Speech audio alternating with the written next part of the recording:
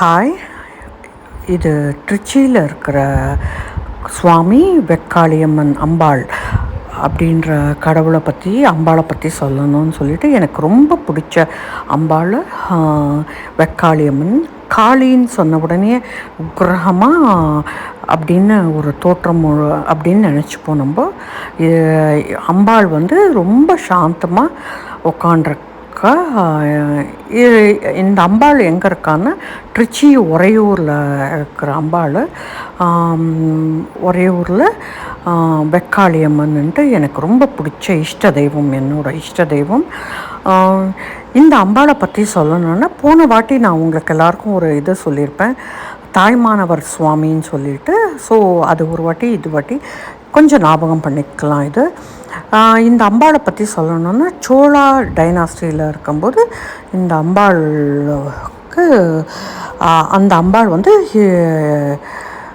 அந்த டைமில் இது கட்டின இருந்த கடவுள் இது. ஸோ இந்த அம்பாள் எப்படி இருப்பான்னாக்கா, ஒரு கையில் உடுக்க, ஒரு கையில் சூழும், ஒரு ரொம்ப அழகாக தீர்க்கமாக உட்காண்ட்ருப்பா, ரொம்ப சாந்தமாக உட்காண்ட்ருப்பா. ஒரு ரொம்ப பிடிச்ச கடவுளை எனக்கு. உடுக்க, ஒரு கையில் சூலும், யோகப்பட்டை போட்டுட்டு ரொம்ப அழகாக உட்காண்ட்ருப்பா. என்ன கேட்டாலும் கொடுக்குற கடவுளைவோ. இவளை பற்றி சொல்லணுன்னா, நம்ம தாய்மானவர் சுவாமி பற்றி இன்னும் சொன்னேன் இல்லையா.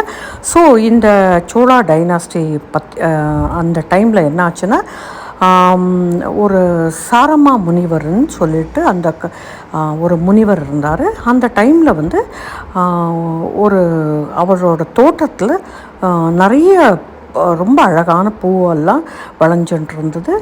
அந்த டைமில் ஒரு தோட்டத்திலேருந்து பூவெல்லாம் எடுத்துட்டு சாரமா முனிவர் தாய்மானவர் சுவாமிக்கு போட்டுருந்தா. ஸோ அங்கே இருந்த ஒரு பூ வியாபாரி என்ன பண்ணிட்டு இருந்தால், சாரமா முனிவரோட தோட்டத்தில் இருந்த பூவெல்லாம் எடுத்துன்னு போய் அந்த ஊர் ராஜாவுக்கு எடுத்துன்னு போய் கொடுத்துட்டுருந்தான். ஸோ இதை தாங்க முடியாமல் அங்கே இருந்த இவா என்ன பண்ணால், சாரமா முனிவர் போய் தாய்மானவர் சுவாமிக்கிட்ட போய் முறையிட்டு, அப்பா உனக்கு இந்த பூவெல்லாம் எடுத்துட்டு வர முடியல, உன்கிட்ட இருக்கிற உனக்கு பூவை நான் தினம் எடுத்துன்னு கொடுக்க முடியல அப்படின்ட்டு ரொம்ப முறையிட்டு அழுதப்போ, அப்போது தாய்மானவர் சுவாமி ரொம்ப, உங்களுக்கெல்லாம் தெரியும் இல்லையா, சிவன் கோவிச்சுண்டா என்ன ஆகும்னு சொல்லிட்டு உடனே மண் மழையாக பொழிய ஆரம்பித்தா. அப்போ உறையூரில் மண் மழை பொழிஞ்ச உடனே ஊரில் இருக்க ஜனங்கள்லாம் போய் வெக்காளியம்மன் கிட்ட போய் முறையிட்டு அழுத உடனே அந்த அம்பாள் என்ன பண்ணினா, ஊர் ஜனங்கள்லாம் அழுத உடனே என்ன பண்ணினா, இந்த ஜனங்களுக்கெல்லாம் மண் மழை பொழிஞ்ச உடனே வீடு வாசல் இல்லாமல் தவிச்ச உடனே, என்றைக்கு இந்த ஜனங்களுக்கெல்லாம் வீடு வர்றதோ அன்றைக்கி எனக்கு கூரை பாருங்க, கூரை இல்லாமல் உக்காண்டிருக்கா. ஸோ அவளுக்கு கூரையே இல்லாமல் அவள் ஸோ வெறும் ஒரு கோபுரமே இல்லாமல் உட்காண்டிருக்கவ தான் வெக்காளியம்மன். இன்னைக்கு வரைக்கும் அவளுக்கு கூரை யார் கட்டினாலும் கூரையே நிற்காதது. அவள் வெறும் வெயில்லையும் மழையிலையும் உட்காண்டிருக்கவ தான் வெக்காளியம்மன். ரொம்ப சக்தி வாய்ந்த தெய்வம். அது மாத்திரம் இல்லை, இவக்கிட்ட ஒரு மஞ்சள் சீட்டு வாங்கி அதில் நம்ம எழுதி, அதில் நம்மளோட கோரிக்கைகளை கட்டினாக்கா 40லேருந்து 48 நாளில் நம்மளோட கோரிக்கைகளை எழுதி கட்டினாக்கா, அவளோட சூலத்தில் எழுதி கட்டினா நம்மளோட எல்லா பிரச்சனைகளும் அதோட 40லேருந்து 48 நாளுக்குள்ளே தீரும். பாருங்கள், இந்த கூரை மாத்திரம்தான் இருக்கும். இவளுக்கு கோபுரமே கிடையாது. யார் எந்த பக்தர்கள் வந்து கட்டினா கூட அவளுக்கு கோபுரமே இருக்காது.